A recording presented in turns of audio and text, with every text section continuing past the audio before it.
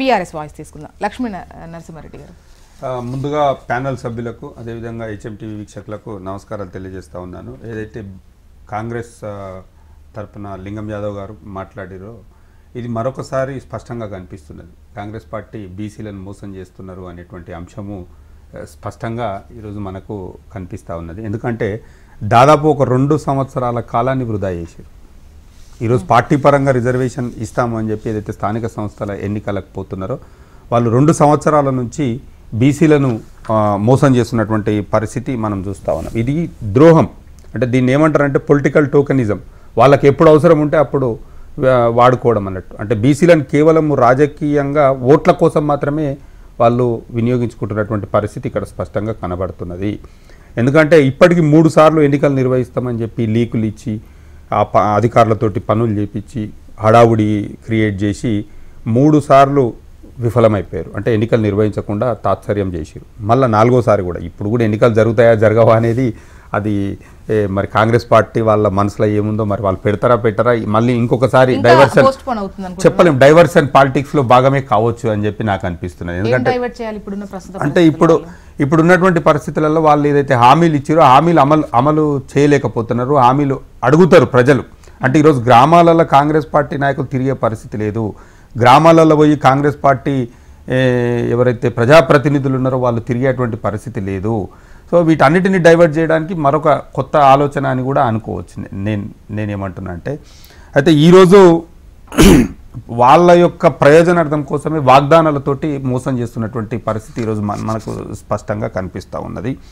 ముఖ్యంగా ఇందాక మన ఎవరైతే లింగం యాదవ్ గారు మేనిఫెస్టో కమిటీ మెంబర్ అని చెప్తున్నారు కదా, లింగం యాదవ్ గారు కూడా ఒక్కసారి వెళ్ళి వారు మేనిఫెస్టో కమిటీ మెంబర్గా ఉన్నారు కాబట్టి 42 పేజీల మేనిఫెస్టో దాదాపు 420 హామీలు ఇచ్చారు. మీ మేనిఫెస్టోలో మీరు ఏమేమి హామీలు ఇచ్చారు, ఏమేమి అమలు చేసిరు ఒక్కసారి మీరు పునఃపరిశీలించుకుంటే మంచిది అని చెప్పి నేను లింగం యాదవ్ గారికి నేను ఈరోజు కోరుతా ఉన్నాను. స్థానిక సంస్థల ఎన్నికలు అని అంటే కాంగ్రెస్ భయపడుతుంది అనుకుంటున్నారు మీరు?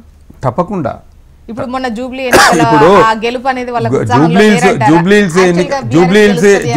ఎన్నికలలో వాళ్ళు ఎట్లా గెలిచిరు, ఏ రకంగా గెలిచిరు లోకం మొత్తం తెలుసు, ప్రపంచం మొత్తం తెలుసు. ఏం చేస్తే జూబ్లీహిల్స్లో వాళ్ళు గెలిచిరు, అక్కడ ఏమేమి నాటకాలు వేస్తే వాళ్ళు గెలిచిరు అనేది లోకం మొత్తం తెలుసు.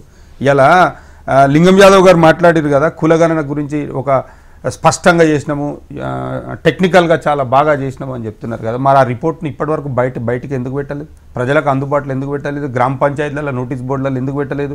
లేకుంటే పబ్లిక్ డొమైన్లో వాళ్ళు ఎందుకు పెట్టలేదు?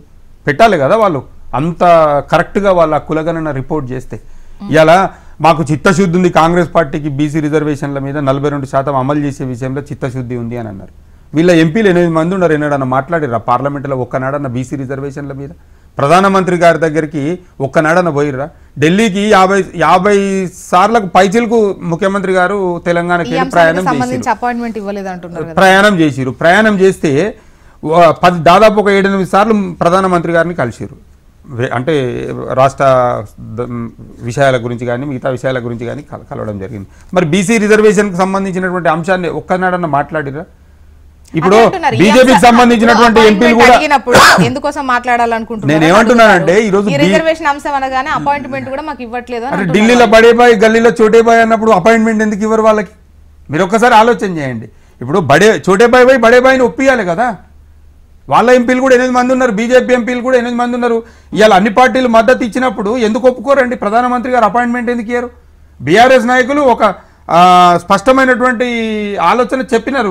మీరు ఢిల్లీలో పోతే కూడా అఖిలపక్ష సమావేశం ఏర్పాటు చేస్తే కూడా మేము ఖచ్చితంగా వస్తాము, బీసీలకు 42% కోసం మేము కొట్లాడతాము, మీకు మద్దతు తెలుపుతామని చెప్పారు కదా. 2 ఏళ్ళు కాలయాపన చేసిరు కదా.